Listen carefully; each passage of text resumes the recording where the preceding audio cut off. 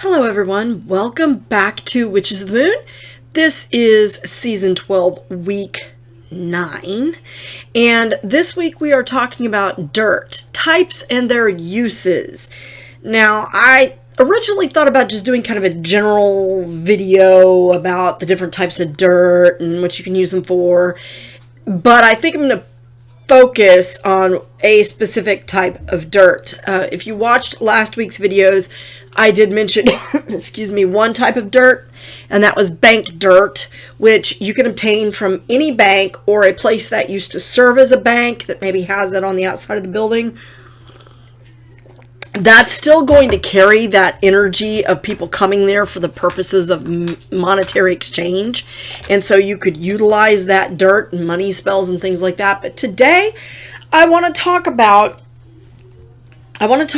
school dirt. You're like, school dirt? School dirt and playground dirt. Those are two types of dirt that I want to talk about and how I use them. Now, dirt can be used in a lot of different ways in a spell. You could put it into a spell bag. You could put it into a witch's ball. You could put it into a bottle spell of some type. You can use it as a dressing for your candles. You can mix it in an oil. What dirt does is, in my opinion, it serves kind of the same function salt does in a way. You know, it's kind of an all-purpose sort of...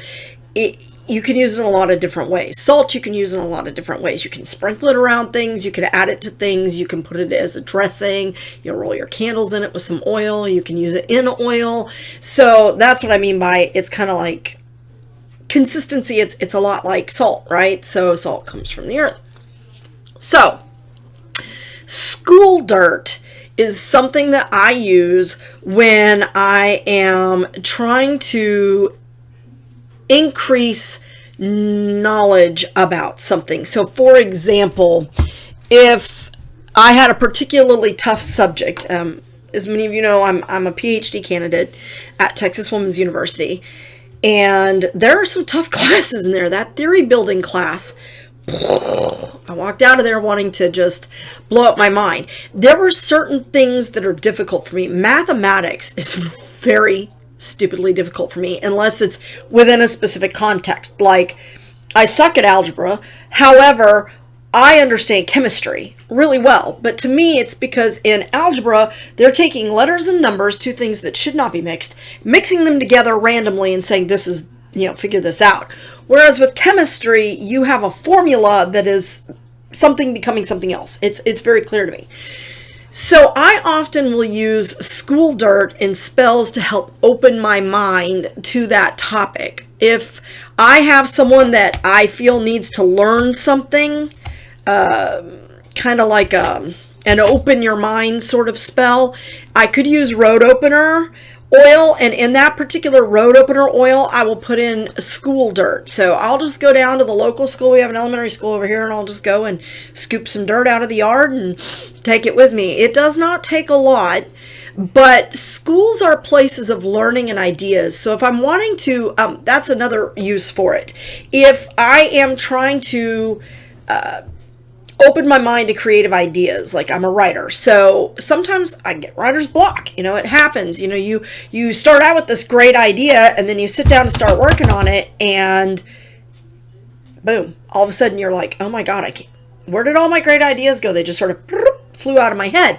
So I will use school dirt, specifically university dirt in that case, because universities are supposed to be, you know, when you're in an elementary school or middle school or a high school, they're teaching you specific things and they're telling you what to think. But a university is supposed to be an arena of open ideas. I don't think it's so much that anymore. I think people are getting spoon-fed more and more and more on a variety of topics, and I don't like that. But ideally, universities are supposed to be a crucible of multiple thoughts and an arena of ideas where people come together to share ideas and gain things from one another. And so I find it to be have a very creative impulse energy. And so I will go and get dirt from a university. Guess which one I usually pull from. And what I like about that is it's also a women's university. So, of course, now they allow men, but it used to be strictly a female university. So there's a lot of feminine energy there. So I get a lot of that feminine, divine kind of women's school of thought, right? So I will utilize that dirt as a dressing to a candle, and I may do a sigil for, open my mind, ideas are flow, give my book what it needs to grow, and I'll, something like that. I'll just come up with some little enchantment, and I'll use it in an oil, and then I'll roll the dirt. I'll roll the candle in the dirt and, light it a fire, and hopefully as I light that candle, it alights the ideas in my mind. So that is one use of dirt from schools that I use. If you are stuck in a particular subject, get some dirt from outside that particular subject's room and see if you can't get some of that flow of energy. Energy is all around us all the time, right? So witchcraft, in its, to use the words of Matt Aron, in its most basic form is the manipulation of those energies, right? So energy imbues, it infests. That's not a good word, infest. That sounds like something negative. Energy gets imbued into anything around it, right? So that includes the dirt or the soil where certain activities take place, the walls of a certain place, right? Sometimes I'll take little paint chips too, but you have to be careful with that because some of those old schools have lead paint, bad for you. But anyway, so I will utilize that. Now, the other type of dirt that I use is playground dirt, and you might ask, what in the world would you need that for? Well, here's what I use it for. I use it much the same way I do school dirt, and sometimes I'll mix the two, or I'll go get it from a playground in a school.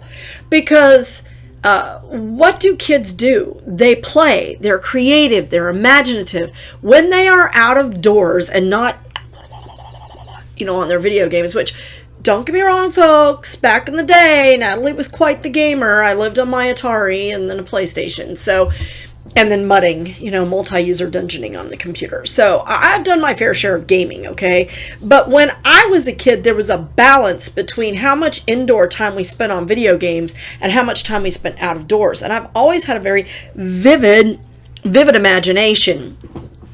So I utilize that imagination. Even today, I find myself imagining different things, different scenarios and things like that. It's a form of astral travel, right?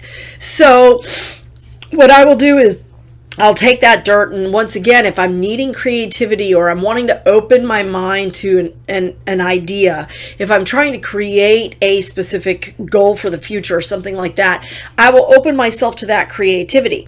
I will also utilize it if I feel like I'm being stuck in a rut, because when you're stuck in a rut, your mind is closed, right? So kids don't get stuck in a rut. Ever notice that? Kids don't get stuck in a rut.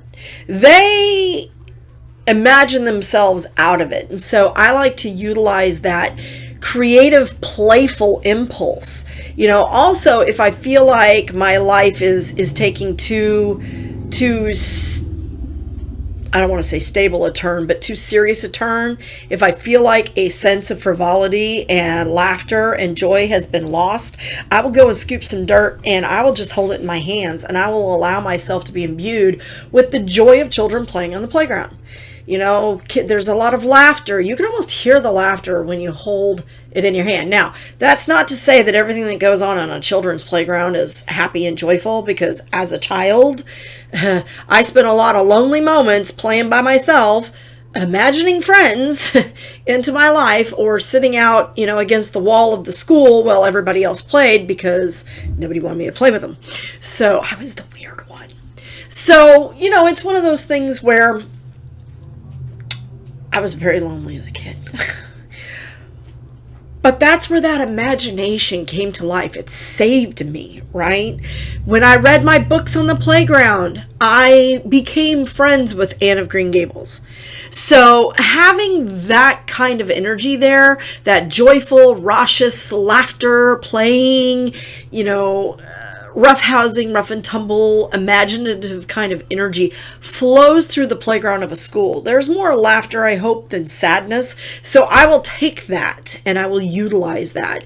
And I find that that's a really, really good way to utilize that type of dirt. So I will put it into spells for children to bring children happiness. I've had a few people come to me that have asked me to do workings to help their children make friends and to help their children be happier because they're getting picked on or they're having a hard time making friends or something like that. So I will make a special road opener dirt just for that. I mean, a road opener oil for that. And I will use that dirt, you know, to imbue that laughter, imagination, and friendliness, approaching somebody on the school ground, getting over that shyness. And so I will utilize that in those spells to help that person break through that personal barrier and be bold enough to go forward and make friends, or to step outside of themselves to go and make friends. And so that is something also that I use that dirt for. And again, I may put it into a spell bag and have, you know, the parent put it between the child's mattresses, or I might utilize it and just hold it in my hands for a bit and kind of absorb that energy and then return it back to the playground so that it can reabsorb that energy again and be used again and what have you. I will sometimes put it in the oil and use it in the oil, and then I will also lay it out and then roll the candle once it's been anointed with the oil, you know, again with a sigil. I use sigils proliferously in my spellcraft. But I will roll the candle in the dirt and then light it, and you'd be amazed how well it disappears. Any remnants that I have, I will then go and bury on the playground. So I usually do that at night in the dark when people don't see me, because people wonder what in the world you are doing. If it's a spell for me personally, I bury it on my property. So those are two types of dirt: school dirt, playground dirt. Sometimes I get the dirt from a playground at a school, and those are the reasons why I utilize those and how I utilize it and what it's for. So be creative. There's millions of kinds of dirt, right? Millions of different types of grave dirt, because I'll also go and get grave dirt from people that were teachers to help on those spells where I'm having trouble absorbing something. They still carry that energy of imparting information to you. So I'll hunt down an old teacher and scoop, scoop, scoop, with permission, of course. So anyway, that is just one way in which I use a specific type of dirt. So I hope this opened your mind to thinking about various different types of dirt. I think sometimes people just think of, you know, graveyard dirt. Well, that's not the only kind of dirt that's out there. I mean, it's certainly useful, but there's as many places as you can imagine. For home protection spells, I'll utilize the dirt from my home. So things like that. So think about it. Use that imagination. Get yourself some playground dirt and amp up your spellcraft. Thank you so much, and blessed be.